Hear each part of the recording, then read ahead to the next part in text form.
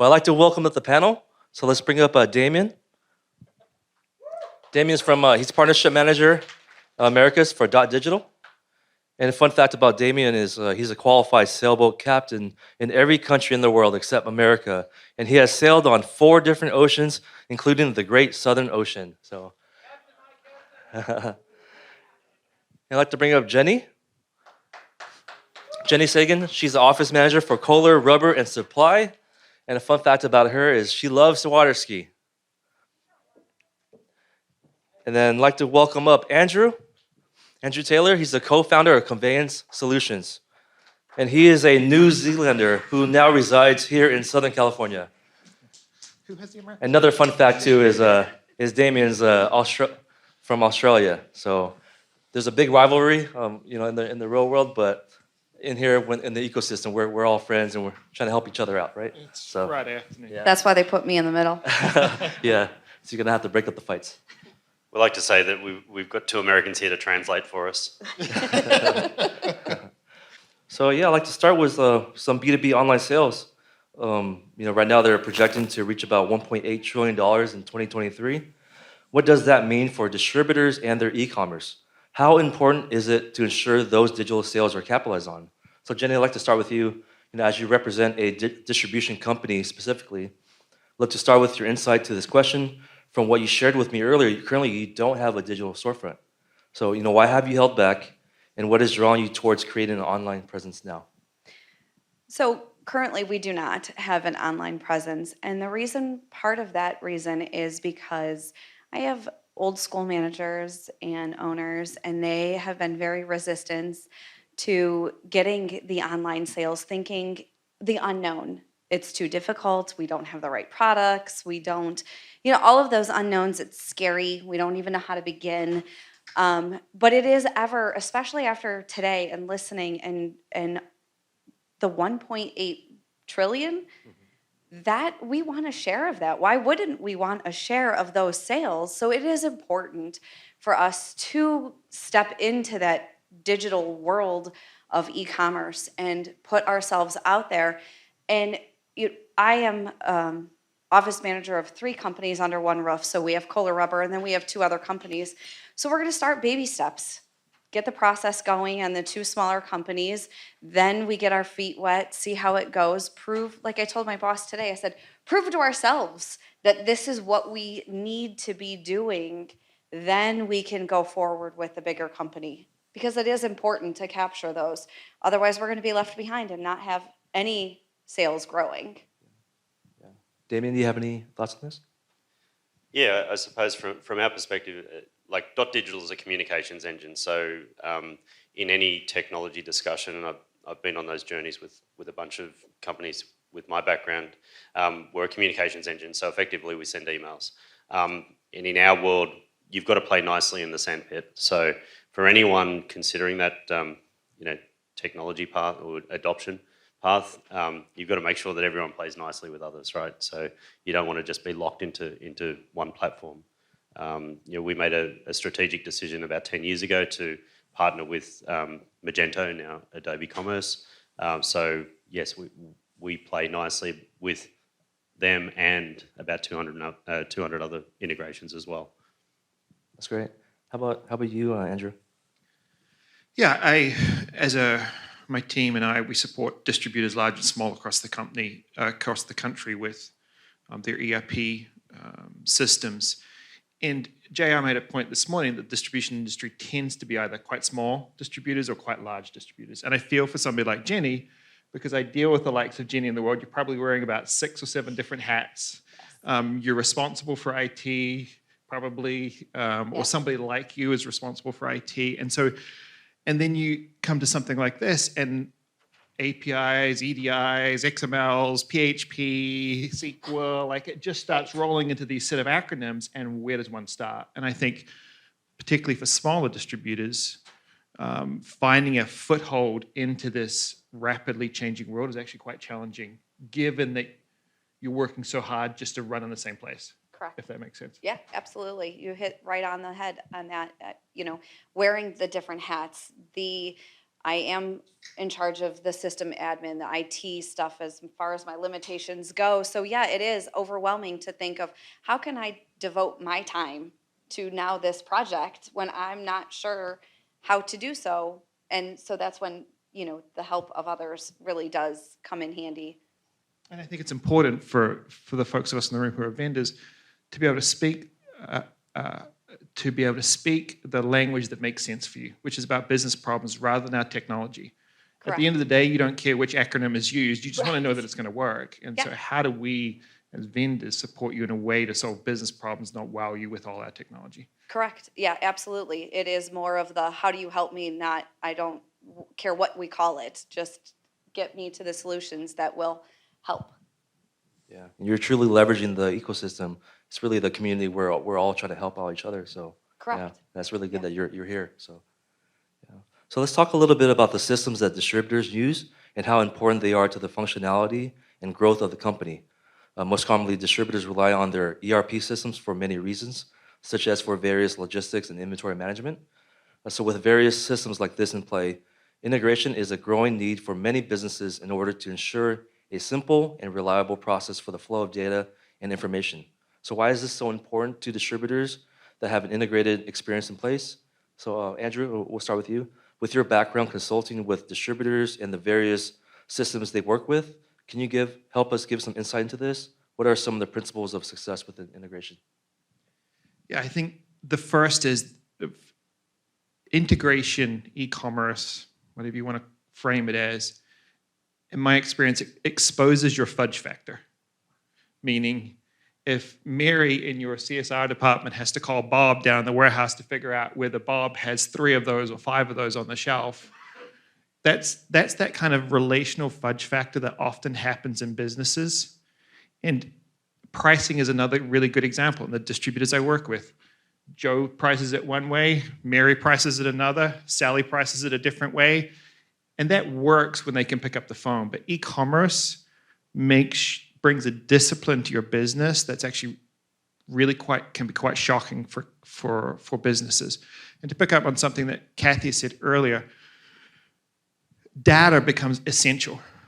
And in our work with distributors, you can sit here and look at all the bells and whistles, all the great platforms, but if you've got 5 versions of the same item in your database, that gets really challenging really quick. And data tends to be everybody's, and thus it's nobody's. So if I was talking to somebody when I consult with them about where to start into something like this, and a key principle is your data quality almost certainly has to improve.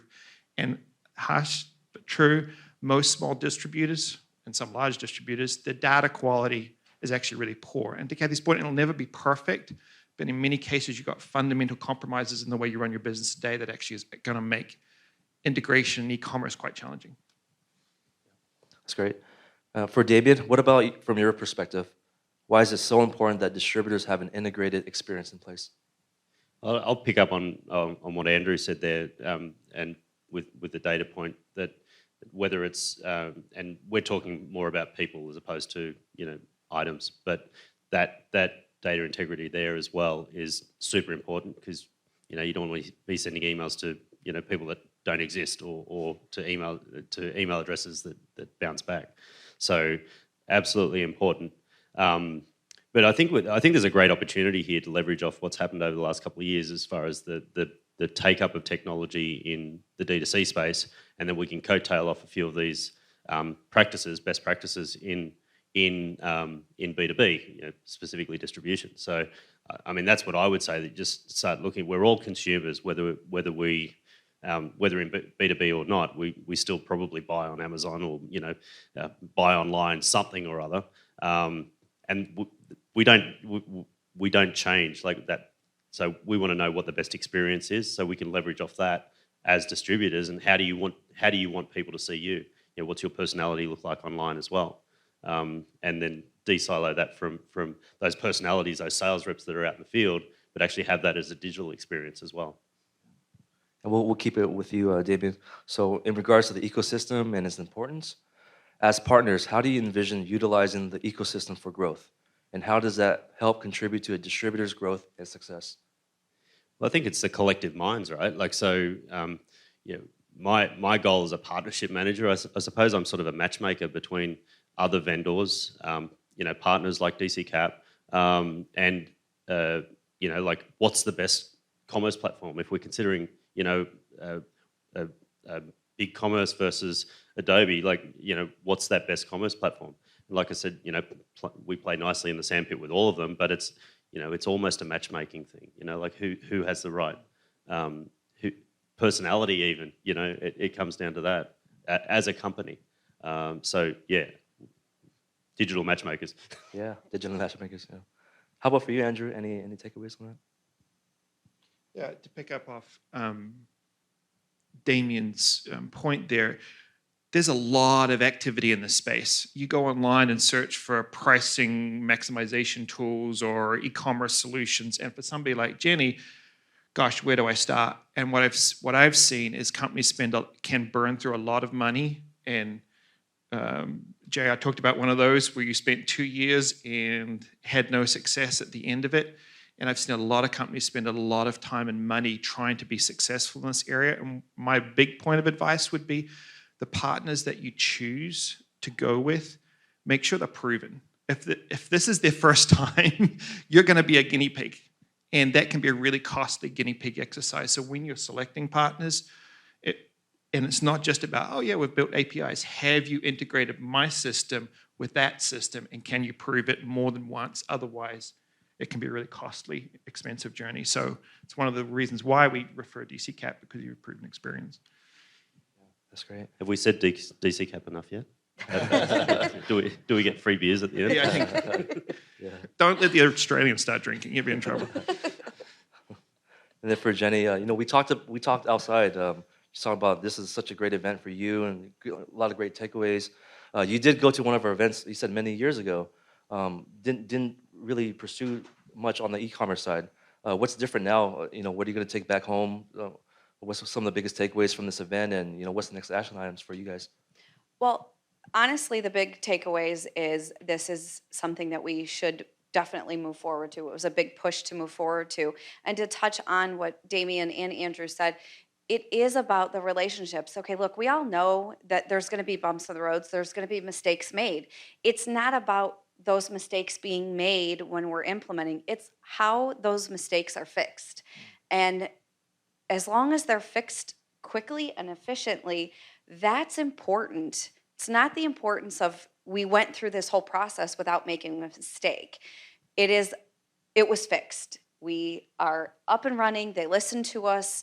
They helped us along the way, and it was not something that put us farther back. So that's a huge takeaway, and listening to all the advice across everybody has made me more excited about taking these next steps and a less scary process, because it can be very scary, especially when you're trying to convince many other people that this is something that we need to do and you feel passionate about it, but yet you're still scared. How can you be excited and scared at the same time and have that? And that's the partnership that is so important.